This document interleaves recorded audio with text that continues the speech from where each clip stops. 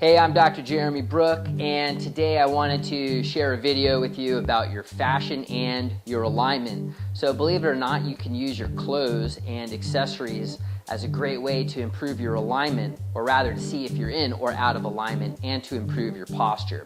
One of the first indicators that I'd like to bring to your attention would be the bottom of your pant leg. So if you don't buy fitted pants or you don't get your stuff tailored, you may actually notice on one pant leg versus the other side it's more worn out. That would definitely indicate that you have some type of pelvic or sacral misalignment pattern, or maybe even a misaligned vertebrae at the top part of your neck. That can have an effect all the way down to your feet. So pay attention to your pant leg, see if it's more worn out on one side versus the other. A little unknown fact: growing up, I had all of my clothes professionally altered because my grandfather was a tailor back in New York City. He owned a shop, so he made suits, blouses, did alterations. Guess who also learned how to do alterations? My mom. So everything always fit me perfectly. Now, these days, unless I get something perfectly altered and I let my pant leg drag a little bit more, I'll notice a little bit more wear and tear on one side versus the other side. We're asymmetrical creatures. What we want to do is minimize excessive asymmetry within the body. So pay attention to your pant leg. Another great indicator, if you do have perfectly altered pants, would be to take a look at the bottom, the heel of your shoe, and again look for increased wear on one side versus the other side. If it's grossly asymmetrical, you have an alignment problem, and you should get that checked out immediately. Another thing that I would like to bring to your awareness would be your belt buckle. Now, your belt buckle should point straight ahead. That's what we're looking for, and that's going to be considered good. So if you ground down, you root down, you get underneath your feet, and you maximize the length in your spine, you'll actually find that your belt buckle is pointing straight ahead. Now, pay attention. If your belt buckle is moving downward toward the floor, it means that you've kind of like lost the connection to your power center in your lumbar spine, like your solar plexus.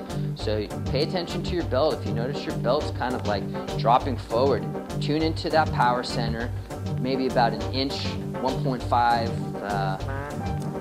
about inch and a half to an inch below your belly button. Just draw that in subtly while maintaining the low back curve. So you've maintained the curve and you've just drawn in. That'll get your belt shining straight ahead. You may also find, if you're a little bit of a tight ass, the belt is going to point up toward the sky.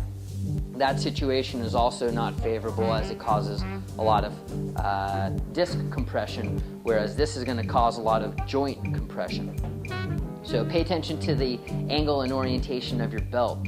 And lastly, if you wear ties, and you love wearing ties as much as I do, this might be more for the gentlemen out there, take a look at your tie knot. And I've always noticed that if your tie knot is sitting outside, or rather in front of your shoulders, you're rocking it. It means your chest is open, your heart is open, you have maximum opening in your thoracic cavity for your heart and your lungs to do their thing and expand.